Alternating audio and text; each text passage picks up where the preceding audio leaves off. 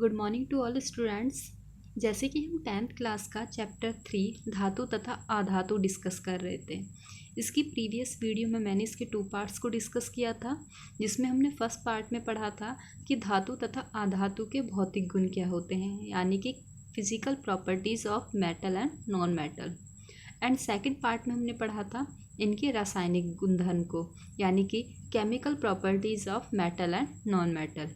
इस पार्ट में हम पढ़ेंगे अधातुओं के साथ धातुओं की अभिक्रिया को, यानी कि जब मेटल्स नॉन मेटल्स के साथ रिएक्ट करते हैं तो क्या होता है। तो चलो स्टार्ट करते हैं।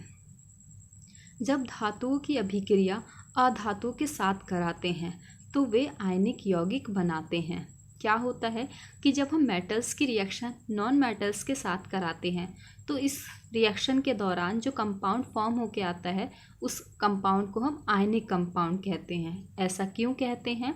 क्योंकि इस रिएक्शन में इलेक्ट्रॉन का ट्रांसफ़र होता है। इलेक्ट्रॉन का ट्रांसफ़र कौन करता है? इलेक्ट्रॉन देने वाले एटम, यानी कि एटम्स क्या होते हैं करते हैं अपनी स्टेबिलिटी को बढ़ाने के लिए इलेक्ट्रॉन्स को डोनेट करते हैं। और इसी तरीके से कुछ एटम्स जिनके पास इलेक्ट्रॉन्स की कमी होती है, अष्टक नियम को पूरा करने के लिए वो इलेक्ट्रॉन्स को ग्रहण करते हैं। तो इस तरह से इस प्रोसेस में इलेक्ट्रॉन का ट्रांसफ़र होता है। इलेक्ट्रॉन देने वाले एटम पर धन आवेश यानी कि पॉजिटिव चार्ज तथा इलेक्ट्रॉन लेने वाले एटम पर ऋण आवेश यानी कि नेगेटिव चार्ज आ जाता है, और इस चार्ज को ही हम आयंस कहते हैं। तो इस तरह से हम कह सकते हैं कि इस प्रकार धनात्मक तथा ऋणात्मक कण को ही आयन कहते हैं। जैसे अगर इसके एग्जाम्पल की बात करें तो जब सोडियम जो एक मेटल है उसकी रिएक्शन हम क्लोरीन के साथ कराएंगे जो कि एक नॉन मेटल है, तो सोडियम जब क्लोरीन के साथ रिएक्ट करता है तो एक कंपाउंड फॉर्म होकर आता है जिसे हम कहते हैं सोडियम क्लोराइड। ये क्या होता है? आयनिक कंपाउंड होता है। ऐसा क्यों होता है? क्योंकि सोडियम क्या करता है, अपने एक इलेक्ट्रॉन को क्लोरीन को डोनेट करता है। तो इस तरह से सोडियम के ऊपर पॉजिटिव चार्ज आता है यानी कि धन आयन आता है, और इस तरीके से क्लोरीन जब एटम को एक इलेक्ट्रॉन को एक्सेप्ट करता है तो क्लोरीन के ऊपर एक ऋण आवेश यानी कि नेगेटिव चार्ज आता है। इसको हम आयन बोलते हैं। ये क्या हो गए? आयन। क्योंकि ये रिएक्शन जो हुई है यानी कि जो बॉन्डिंग हुई है आयंस के थ्रू हुई है, इसीलिए हम इस कंपाउंड को आयनिक कंपाउंड कहते हैं। इसके अगर सेकंड एग्जांपल की बात करूं, जब हम कैल्शियम की रिएक्शन क्लोरीन के साथ कराएंगे तो इस रिएक्शन में जो कंपाउंड फॉर्म होकर आएगा वो आएगा कैल्शियम क्लोराइड, जो कि एक आयनिक कंपाउंड होता है। इसमें भी क्या होता है, क्लोरीन क्या है, अपने 2 इलेक्ट्रॉन जो एक्स्ट्रा होते हैं वो क्लोरीन को डोनेट कर देता है। अब एक क्लोरीन को सिर्फ एक ही इलेक्ट्रॉन की आवश्यकता होती है, यानी कि एक ही इलेक्ट्रॉन की ज़रूरत होती है। तो इसमें क्या होता है, जब कैल्शियम के पास 2 इलेक्ट्रॉन है तो क्लोरीन के 2 एटम्स जो होते हैं वो एक एक इलेक्ट्रॉन को इससे एक्सेप्ट करते हैं यानी कि लेते हैं। तो इस तरीके से एक कंपाउंड फॉर्म होकर आता है, इसी को हम आयनिक कंपाउंड कहते हैं। अगर हम डेफिनेशन की बात करें प्रॉपर आयन क्या होते हैं, तो एटम के द्वारा इलेक्ट्रॉन के त्यागने अथवा ग्रहण करने से आयंस बनते हैं। किस तरीके से बनते हैं? इलेक्ट्रॉन्स को या तो डोनेट करने से या फिर एक्सेप्ट करने से। इलेक्ट्रॉन देने वाले एटम्स धनावेशित हो जाते हैं और इलेक्ट्रॉन लेने वाले एटम ऋण आवेशित हो जाते हैं और ऋण आयन यानी कि एनायन बना लेते हैं। यानी कि जिसके ऊपर पॉजिटिव चार्ज आता है वो कैटायन बनाते हैं और जिस एटम के पास नेगेटिव चार्ज होता है वो एनायन बनाते हैं।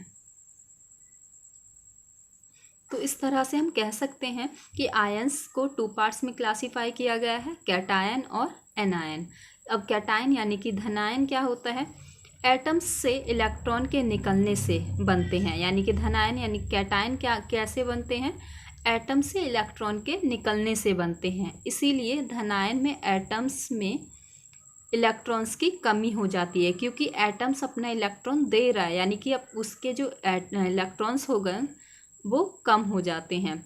सभी धातुएं यानी कि मेटल्स धन आयन यानी कि कैटायन बनाते हैं। जैसे सोडियम एक धातु है, वो उसका एटॉमिक नंबर क्या होता है, इसका 11 होता है। अगर इसका इलेक्ट्रॉनिक कॉन्फ़िगरेशन करें तो 281 में होता है। तो इसका क्या होता है कि इसे अष्टक नियम पूरा करना है। अष्टक नियम जैसे कि आप 9th क्लास में पढ़ चुके हो। अष्टक नियम क्या होता है, अपनी स्टेबिलिटी को कंप्लीट करने के लिए कोई भी एटम अपने आप को अपने इलेक्ट्रॉन या तो डोनेट करता है या एक्सेप्ट करता है, यानी कि लास्ट सेल में उसके 8 इलेक्ट्रॉन होना जरूरी है। अब देखो इस सोडियम की क्या है, 3 सेल हैं, 1 2 3। इसकी जो सेकंड सेल है उसमें 8 इलेक्ट्रॉन कंप्लीट हैं, लेकिन जो इससे आगे वाली सेल है इसमें 1 इलेक्ट्रॉन एक्स्ट्रा है। अगर ये इसको निकाल दे तो इसका अष्टक नियम पूरा हो जाएगा, यानी कि ये अपने आप को स्टेबल कर लेगा। तो इस तरीके से जब सोडियम 1 इलेक्ट्रॉन को निकाल देता है तो ये कैटायन बना लेता है, यानी कि आयंस बनाता है। और इसी तरीके से ऋणायन होता है, एनायन। इसमें भी क्या होता है, एटम के द्वारा इलेक्ट्रॉन के जुड़ने से बनते हैं, यानी कि एनायन कैसे बनते हैं, इलेक्ट्रॉन्स के जुड़ने से, यानी कि इलेक्ट्रॉन्स को एक्सेप्ट करते हैं। क्यों करते हैं, क्योंकि अपनी स्टेबिलिटी को कंप्लीट करने के लिए किसी भी एटम को या तो इलेक्ट्रॉन डोनेट करते हैं या इलेक्ट्रॉन एक्सेप्ट करते हैं। सभी अधातु नॉन मेटल ऋण आयन यानी कि एनायन बनाते हैं। इसमें क्या होता है, क्योंकि एक्सेप्ट कर रहा है इलेक्ट्रॉन को तो इलेक्ट्रॉन्स की संख्या बढ़ जाती है। तो एनायन में इलेक्ट्रॉन्स की संख्या बढ़ती है, जबकि कैटायन में इलेक्ट्रॉन्स की संख्या घट जाती है। जैसे क्लोरीन जो कि एक नॉन मेटल है, अगर ये एक इलेक्ट्रॉन को एक्सेप्ट कर ले तो ये क्या बना लेता है, एनायन बना लेता है। इसके ऊपर जो चार्जेस होते हैं वो नेगेटिव होता है। क्यों नेगेटिव होता है, क्योंकि इसने क्या है, 1 इलेक्ट्रॉन को एक्सेप्ट किया है। क्लोरीन के अगर एटॉमिक नंबर की बात करूं तो इसका 17 होता है। इलेक्ट्रॉनिक कॉन्फ़िगरेशन करने पर 2 8 हो गए 10 और 7। इसको 8 कंप्लीट करने के लिए 1 इलेक्ट्रॉन की रिक्वायरमेंट होती है। तो ये क्या करता है, उस 1 इलेक्ट्रॉन को एक्सेप्ट करके अपने इलेक्ट्रॉन्स की संख्या को बढ़ा लेता है और इस तरीके से उसके ऊपर नेगेटिव चार्ज आता है। इसी को हम एनायन कहते हैं। तो इस वीडियो में हम इतना ही डिस्कस करेंगे। नेक्स्ट टॉपिक हम नेक्स्ट वीडियो में डिस्कस करेंगे। Thank you.